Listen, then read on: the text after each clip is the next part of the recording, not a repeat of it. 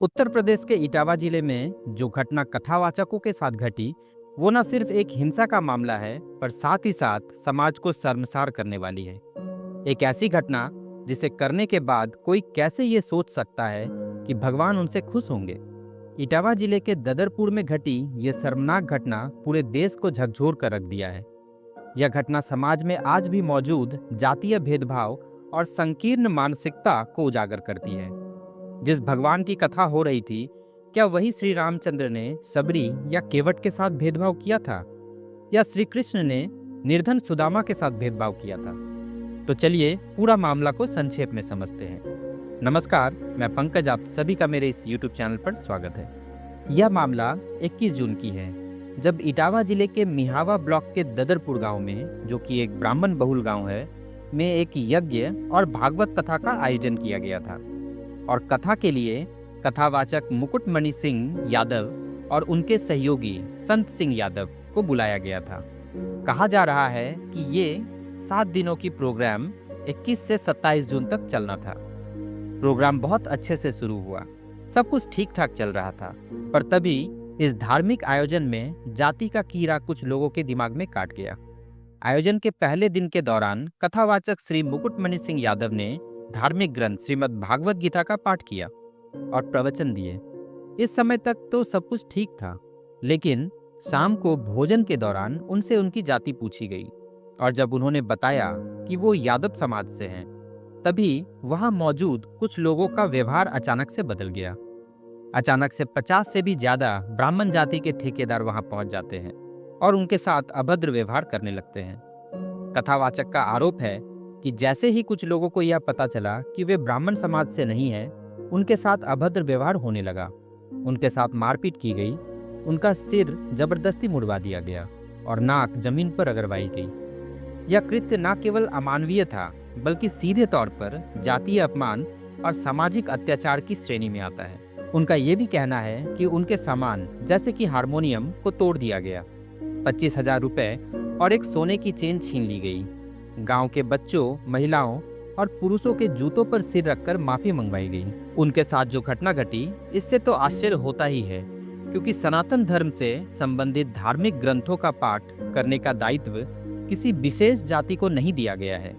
इन ग्रंथों का पाठ कोई भी कर सकता है। गीता जैसे ग्रंथ को जितना भारत में पढ़ा जाता है, शायद उतना अन्य देशों में भी पढ़ा जाता है। पर इससे भी आश्चर्य इस बात से होती है कि वहां जमा भीड़ चुपचाप आनंदित होते हुए सब कुछ देख रही थी।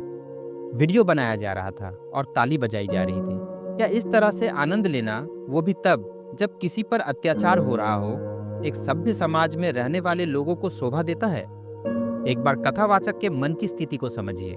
जब ये सब उनके साथ हो रहा था, कोई हमें निमंत्रण दे और निमंत्रण देने वाले के घर पर कई लोग जमा हो जाएं और हम पर हमला कर दे, कैसा महसूस होगा हमें? ये तो उन गांव वालों को सोचना चाहिए था इस तरह के अपराध करने से पहले कि वे जिस भी जाति से हो, पर सबसे पहले वे उस गांव के मेहमान थे। उनका सम्मान करना उनका धर्म था। मान लिया वे ब्राह्मण नहीं थे और वहां के लोगों को ब्राह्मण से ही कथा करवानी थी, तो उन्हें वापस लौटा देते। ऐसा करने से कथावाचकों का सम्मान भी रह जाता और उनके गांव का सम्मान भी बना रहता। पर जो उन्होंने किया, इससे उनके गांव और वहां रहने वाले लोगों की क्या छवि बनी पूरे देश में। सनातन धर्म से संबंधित अनुष्ठान हो रहा था, वही सनातन धर्म जिसमें वसुधैव कुटुंबकम कहा जाता है, यानी कि पूरा विश्व एक ही परिवार है। तो क्यों नहीं इस बात को उन लोगों ने इस तरह का घृणित काम करने से पहले एक बार याद किया? चलो मान लिया हर गांव में कुछ उपद्रवी या कहीं नासमझ होते हैं, पर वो बुजुर्ग या परिपक्व लोग उस समय कहाँ चले गए थे जब ये घटना घट रही थी? उन लोगों ने क्यों नहीं कोशिश की इस घटना को होने से रोकने की? क्यों नहीं उन्हें याद आया उन बड़े बड़े संतों का, जो दूसरी जातियों से होने के बावजूद महान संत बने और समाज को सही रास्ता दिखाया? जैसे कि संत रविदास, जो कि एक चर्मकार जाति से थे और 15वीं सदी में भक्ति आंदोलन के प्रमुख संत थे। उन्होंने जातिवाद का खुलकर विरोध किया था। उन्होंने कहा था, जाति पाति पूछे नहीं कोई, हरि को भजे सो हरि का होई। संत कबीर, जो कि एक जुलाहा जाति से थे, उन्होंने हिंदू मुस्लिम भेदभाव और जातिवाद का कड़ा विरोध किया था। उन्होंने कहा था, कबीरा खड़ा बाजार में मांगे सबकी खैर, ना काहू से दोस्ती ना काहू से बैर। संत नामदेव जो जाति से धोबी थे, पर आज उन्हें संत शिरोमणि के नाम से जाना जाता है। इतिहास के पन्नों को अगर इस तरह से पलटते जाएं, तो बहुत सारे नाम हमारे सामने आकर खड़े हो जाएंगे। श्रीमद् भागवत कथा जो स्वयं भगवान की कथा है, क्या वही भगवान धर्म, जाति या आर्थिक स्थिति के अनुसार भेदभाव करते थे? और अगर करते तो केवट और सबरी को श्री रामचंद्र इतना सम्मान नहीं देते। राक्षस जाति के विभीषण और वनवासी सुग्रीव से मित्रता नहीं करते। श्री कृष्ण सुदामा जैसे गरीब निर्धन ब्राह्मण के लिए महल से दौड़ते हुए द्वार तक नहीं जाते। और तो और सुदामा के गठरी में बंधे सूखे चावल को इतने मजे से नहीं खाते। जब खुद भगवान ने किसी से भेदभाव नहीं किया, तो हम तुच्छ मानव ऐसा क्यों करते हैं? एक तरफ देश तेजी से उन्नति कर रहा है, और इस उन्नति में हमारा क्या भागीदारी होना चाहिए, जिससे समाज और देश का विकास हो।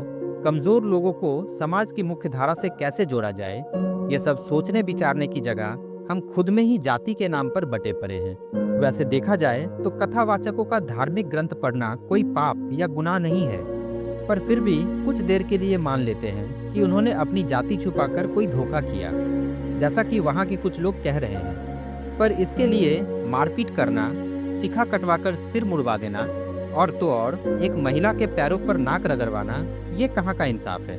इन सब के जगह वे तो पुलिस में रिपोर्ट करवा ही सकते थे कि उनके साथ धोखा हुआ है। क्या जिस भगवान की कथा के लिए उन्हें बुलाया गया था, क्या उनके इन कृत्यों से वो खुश होंगे? जिस धर्म में मानवता धर्म को श्रेष्ठ धर्म माना गया है, उसमें उनके इन कृत्यों को कहाँ तक जायज समझा जाए? फिलहाल घटना के बाद पीड़ित कथावाचकों ने थाना मिहावा में एक एफआईआर दर्ज करवाई है। इटावा के वरिष्ठ पुलिस अधीक्षक ब्रजेश कुमार श्रीवास्तव ने कहा कि पुलिस मामले की गंभीरता से जांच कर रही है और दोषियों की पहचान के बाद जल्द ही कड़ी कार्रवाई की जाएगी। पुलिस का दावा है कि वीडियो फुटेज और चश्मदीदों के बयान दर्ज किए जा रहे हैं। इस घटना ने कई गंभीर सवाल खड़े कर दिए हैं, जैसे कि क्या आज़ादी के 75 वर्षों बाद भी जाति के नाम पर धार्मिक कार्यों में भेदभाव होना जायज है? क्या गीता जैसी सार्वभौमिक पुस्तक को पढ़ने और समझाने का अधिकार सिर्फ एक जाति विशेष को है? अगर कोई श्रद्धा से कथा करता है, तो उसके सामाजिक वर्ग या गोत्र को क्यों देखा जाता है? यह मामला उन गहरे भेदभाव को उजागर करता है जो आज भी भारत के ग्रामीण इलाकों में जड़ें जमाए बैठा है। इस घटना का वीडियो सोशल मीडिया पर वायरल हो गया है और देश भर में लोग इस पर प्रतिक्रिया दे रहे हैं, और देना भी चाहिए। हालांकि ये घटना पहली बार नहीं हुई है, पर समाज को इससे सीखने की आवश्यकता है, जिससे इस तरह की घटना भविष्य में टाली जा सके। फिलहाल इस वीडियो को यहीं पर एंड करते हैं। चैनल पर पहली बार आए हैं तो चैनल को सब्सक्राइब करें और वीडियो को लाइक और शेयर करें। आपसे अगले वीडियो में मिलेंगे, तब तक के लिए नमस्कार, जय हिंद।